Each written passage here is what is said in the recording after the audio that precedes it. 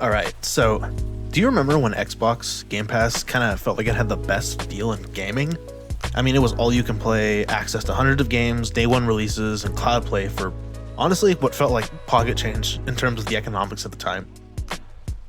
And it sort of felt like it was Microsoft saying, we're the good guys, we care about gamers. But somewhere along the way, the promise definitely started to crack. Because as of October 2025, Game Pass Ultimate has jumped from $19.99 to $29.99. It's a 50% increase. And the lower tiers just got gutted. So today I'm just going to unpack everything that has to do with this entire fiasco and get into the nitty-gritty of why it's such a bad thing. So let's rewind it a little bit. When Game Pass launched back in 2017, it was pretty revolutionary. Hundreds of titles for one flat fee, and Microsoft promised that every first-party game that would be available was a day one just on the entire platform. You know, that meant Halo, Forza, Starfield, everything that was included on that platform. And at $9.99 or $14.99 for Ultimate, that seemed pretty damn good. And in a sense it was, because Game Pass wasn't built to make a profit early. It was a growth trap. It was a Netflix-style get everyone in first model. I mean, you hook the audience with convenience and value, and then you slowly tighten the screws. And it's just simple as that. And lo and behold, the screws tightened. In October 2025, Xbox announced a new Game Pass structure.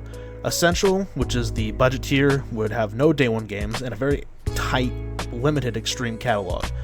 There was the premium tier, which adds more games and some perks, and then there was Ultimate, which is essentially everything you'd want in Game Pass, but it's now $30 a month, and that's $360 a year, just to be frank with you.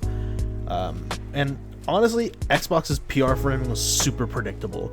You know, it stated we're adding more value, more games, more cloud features, more partnerships like Ubisoft Plus Classics. Nobody wants Ubisoft. Nobody wants Ubisoft.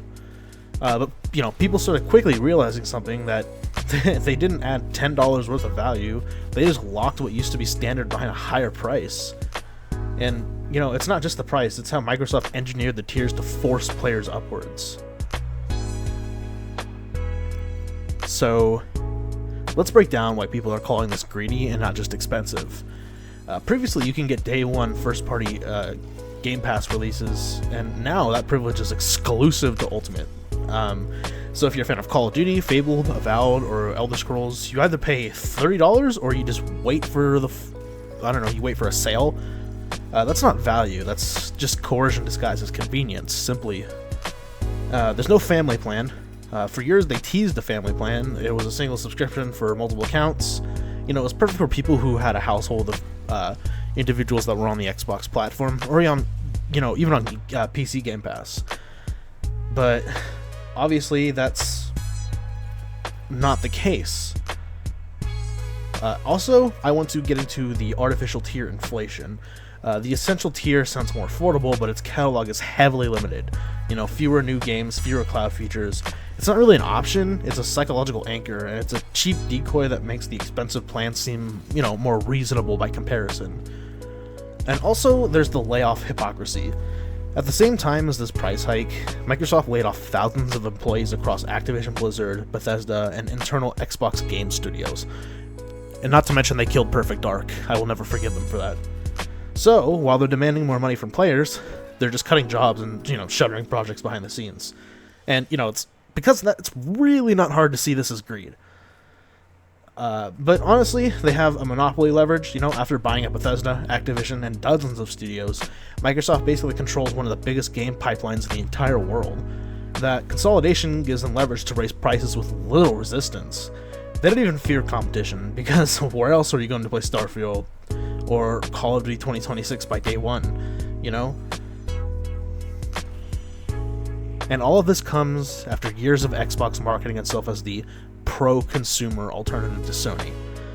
Turns out that consumer-friendly face was just, you know, part of the long game. Who was surprised by the big corporation pulling the sneaky, greedy move from under your feet? I mean, it's very predictable at this point. Now, okay, to be care. What? Bro, what are you talking about, man?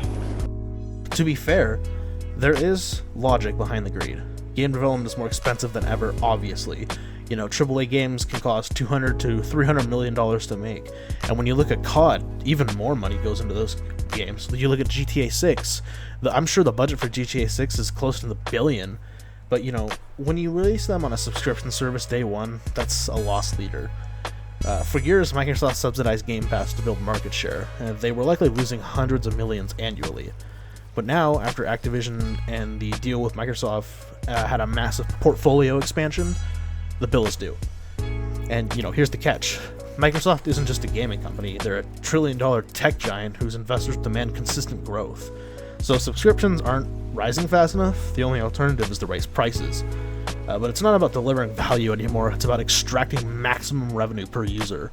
And that's where the greed narrative comes in, because yes, economics makes sense, but the way it's being done aggressively without transparency during layoffs, you know, makes it feel like very exploitative. This isn't just numbers, it's emotional. You know, players feel betrayed, myself included, because Game Pass wasn't just a product, it was a promise. It represented accessibility, inclusion, the idea that, you know, gaming could be affordable again. But now, many are canceling their subs, saying things like Microsoft shouldn't be allowed to get away with this greedy price gouge, this isn't value, it's extortion. I mean, you can look at all over YouTube and Twitter and just see it, you know, it's plastered everywhere. We are in an era of subscription fatigue. Netflix, Spotify, PlayStation Plus, Apple One, everyone is reaching into your wallet every single month. Not to mention that there are so many people, such as myself, who have to deal with monthly bills, you know, power, internet, water, rent, all kinds of those things. On top of subscriptions, it just makes everything twice as difficult and even less sustainable. And now Xbox, you know, the one company that positioned itself as a gamer first, has joined the club of corporate opportunists. Even worse, Xbox is moderating posts criticizing their new pricing on their subreddit, deleting backlash threats instead of addressing them. It's not just greedy, it's just tone deaf. When the community feels silence instead of heard, it breaks trust, and that's much harder to repair than a $10 price increase. Now, the question is, does Microsoft even care? Some analysts think they don't, and that they've grown so large with so much IP that they're just too big to care. Game Pass isn't a subscription, it's a data funnel with a long-term ecosystem strategy. Even if players, you know, in the millions cancel, the remaining base will pay more, offsetting the losses. But there's risk here. If Xbox keeps raising prices without improving transparency or giving the ownership options, you know, it'll create an opening for competitors. Maybe PC storefronts or smaller platforms will start offering true ownership again. Maybe PlayStation capitalizes on the disillusionment, you know? And the long-term irony, Microsoft might win the subscription war, but lose the trust that made Game Pass beloved in the first place. So, is Xbox greedy? Yeah. Probably yeah. I mean, it would make sense. But more than that, it's extremely predictable.